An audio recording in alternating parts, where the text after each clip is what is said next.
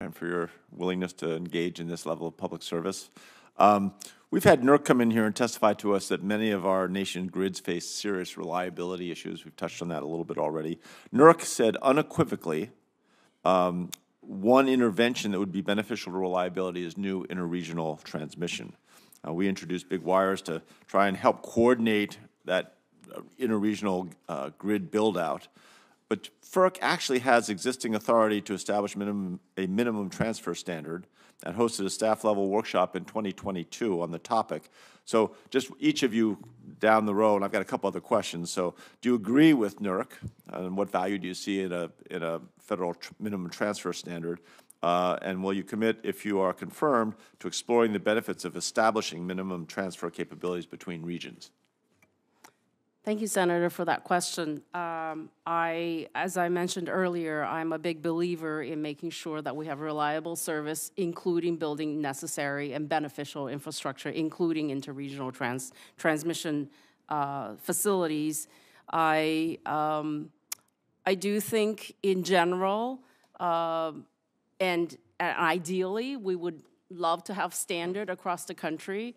However, I respect regional differences, and I understand there might be regional differences in needs and priorities. So to the extent that minimum transfer standards would be applied, I would love to have an opportunity to work more on that and understand the regional differences and the priorities. Thank you. Okay.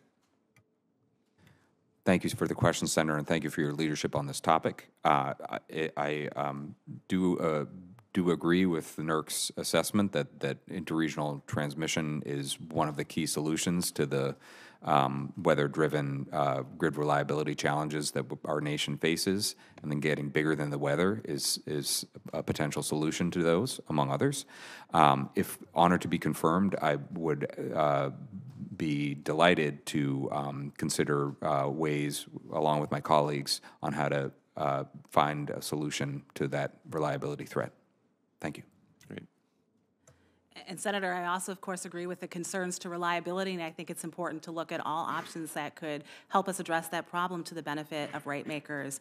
I think certainly there are going to be specific circumstances in different regions, as Ms. Chang mentioned, that would be important to look at. I'm familiar, but haven't had the chance to look in detail at the results of that staff-level conference, so I would certainly be interested, if I had the honor to be confirmed, to learn more about where that process stands and what the Commission learned from that on this issue.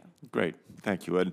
I mean, whether it is rising load, electrification, or the proliferation of data centers, the extreme weather, I mean, we are seeing that these challenges are going to increase. And you know, one of the studies that I found instructive from Iowa State looked at the years 2014 to 2021, and the whole of North America developed just 7 gigawatts of large-scale interregional transmission over that 7-year period. So just 7 gigawatts, and less than half of that was in the U.S., right? 7 gigawatts for all of North America.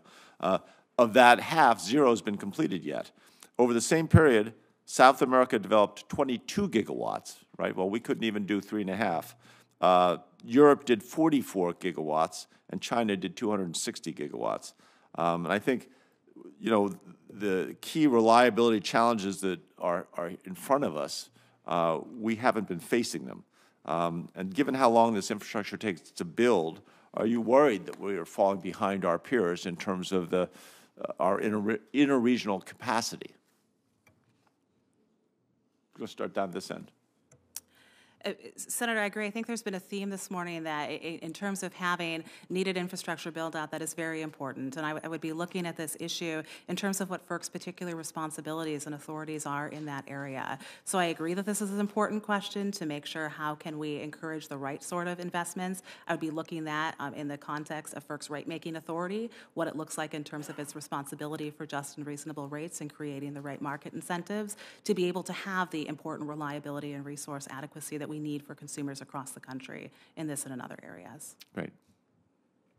Thank you for the question, Senator. And it occurs to me that more often when reading the press, you read about transmission lines that have been in the permitting process to the extent that if they were a person, they'd be old enough to vote. And from my perspective, if honored to be confirmed, it would be a priority for me to ensure timely build of needed infrastructure.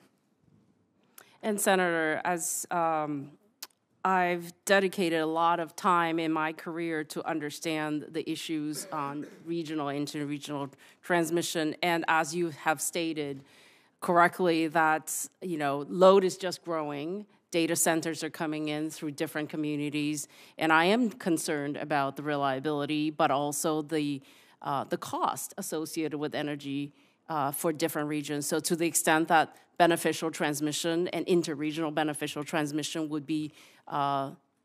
be necessary and will be supportive, I dedicate my time to working on that. In addition, I also think long-term planning is a part of that, and I think that having proper long-term planning and outlook to what the growth might be and can be and will be part of the work that's necessary for FERC to look at how much transmission and where they ought to be cited. Thank you. Well, certainly as part of that long-term planning, I talked to all three of you independently, but your collaborative efforts, and you all agreed and committed to working together collaboratively across the 5-person commission. So that's much appreciated. And hopefully that long-range planning can be done in a shorter amount of time.